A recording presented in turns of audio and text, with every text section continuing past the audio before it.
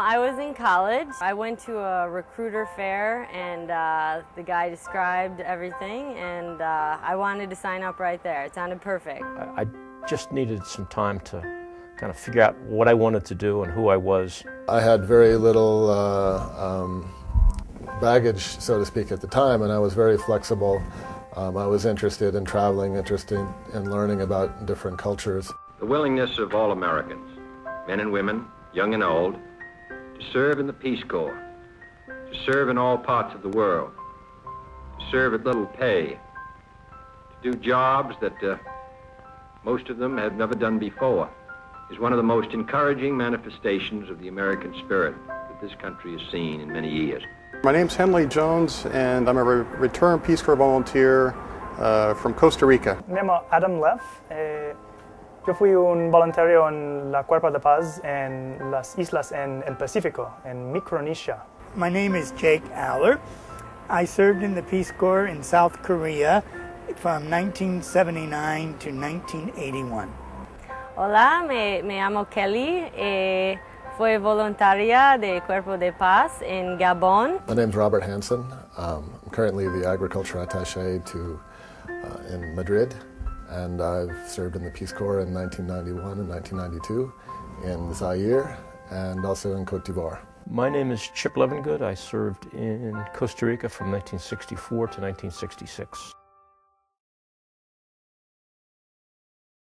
I was given so many great opportunities in the United States, and for me the Peace Corps was a chance to return some of those opportunities to other people. You know, the Peace Corps, it's not something that you just do and move on from. It's something that you have for your entire life.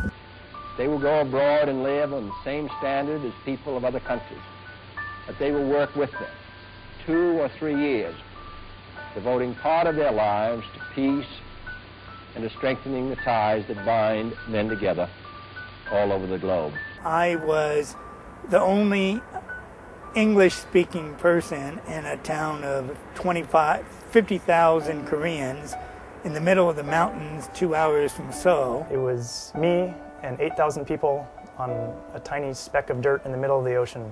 It teaches you patience, it teaches you ability to get along, it teaches the ability to understand a foreign culture from almost an insider's perspective. One thing that's unique about the Peace Corps that's different from a lot of the other exchange programs or development programs is that you're really immersed in the local culture, and that's an experience that it's very challenging, but it's very rewarding at the same time. While I was in the Peace Corps, I for 2 years lived with a host family who became my family. I talk about my host father, but really I talk about my father in Micronesia.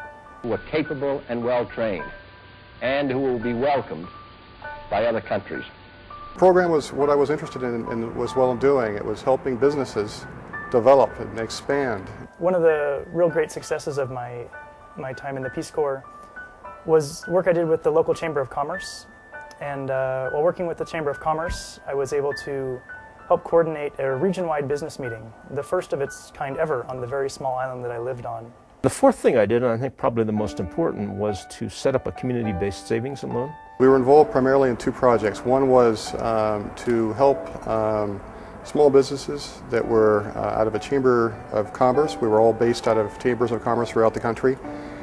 And the second primary area of activity was with helping students and those colegios, or like high schools, technical high schools in the country, to learn business principles and fundamentals. Essentially, a couple of guys in the community and I went door to door on bicycles and collected 1 colon, which was about 17 cents at the time, per week per family. I was a secondary school teacher, so I taught kids at the junior high school-ish level. There was a guy in town who was a superb pig breeder, but pigs or sows have a nasty habit of crushing the piglets when they're sleeping or when the piglets are nursing. They just roll over on them and crush them, and so there's a big loss if you don't have some kind of proper sties. And so we gave him enough money to buy cement, to build sties, and his pig production doubled or tripled in a short period of time. The kind of thing you hope that a community-based savings loan is going to do. The people of this country are anxious to see a world in peace. Young people in this country are anxious to hold out their hands to people in other worlds. They will learn as much as they will teach. While living with my family there, my father really wanted to make sure that I learned what it was like, what it meant to be a man in Micronesia. And to be a man in Micronesia meant that I had to learn how to fish. One time we were fishing out just in the evening as the sun was setting. We walked out onto the reef and the tide came up real high. We were up to our waist in water and we were fishing with just fishing line and a hook and bottles and throwing the line out and catching reef fish. And the first fish we pulled in was a pretty good fish, and when I'd been fishing in the U.S., when you catch a fish, you have to stun it somehow. The big part of our training was an outward bound course, where they took us, among other things, for something called drown proofing, where they bind your hands behind your back and push you in the water, and you have to survive in the water and perform some functions like going down and getting a rope off the bottom. My father, he showed me what a Koshrayan, what a local Micronesian man does, and the next fish that we caught, he told me to do it, so I caught the fish and I held it tight in between my hands, and I put the fish's head in my mouth, and I crunched down hard on the skull until it cracked, and the fish was dead, and I could tie it up and tie it onto my waist so that we could bring it home for dinner. And we brought home half a dozen reef fish that night. And the next day they tied your feet behind your back and pushed you in the water. You had to perform the same functions. And of course, the third day they tied your hands and your feet behind your back. The idea was to teach you not to panic under pressure. And then they said, okay, now we're going to do this without the rope behind your back, but we're going to take you off the north shore of Puerto Rico. We were training in Outer Cebu, and we were about maybe a mile offshore, so you really couldn't see the shore. There were a couple of rubber dinghies, guys with rifles to keep the sharks away, and we had to survive in the water using the techniques we had learned not to panic in the drown proofing. One of my neighbors was a Mauritanian young man who ran a little shop, and I think that we learned more from each other than I learned from anybody else. But getting through that gave you a tremendous self of, I can do this. I didn't think I could, but I can do it. And it was actually, now that I've done it, I'm really proud of myself to have done it. The Peace Corps gives us a chance to show a side of our country which is too often submerged. Our desire to live in peace, our desire to be of help. The image of the United States, I think, benefits from the Peace Corps program.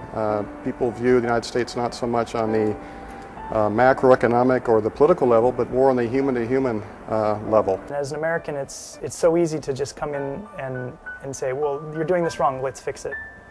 But to really understand from their point of view, well, why is it done in the first place? And what does their way of life say about why something is done a certain way?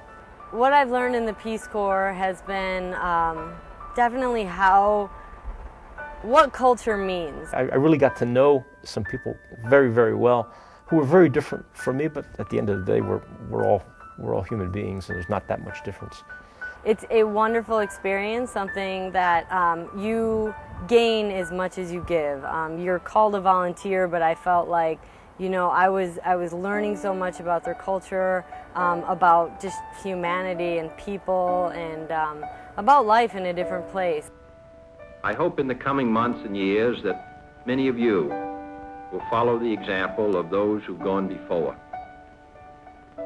They, I think, are serving this country well. And in a very real sense, they are serving a larger cause, the cause of freedom and the cause of a peaceful world. Do it. I say that because I think, and I think one of the things, it sounds almost trite, but I think a lot of Peace Corps volunteers would say that while we taught the people we worked with in our country of assignment, and we taught them, hopefully they learned some good both skills as well as maybe ways of thinking to attack problems. most of us who were in the Peace Corps feel that they taught us more than we taught them. And I think that's really the reason to do it, is you have a chance to help people around the world while learning a lot about yourself and while growing as an individual. And I think that's why I say do it.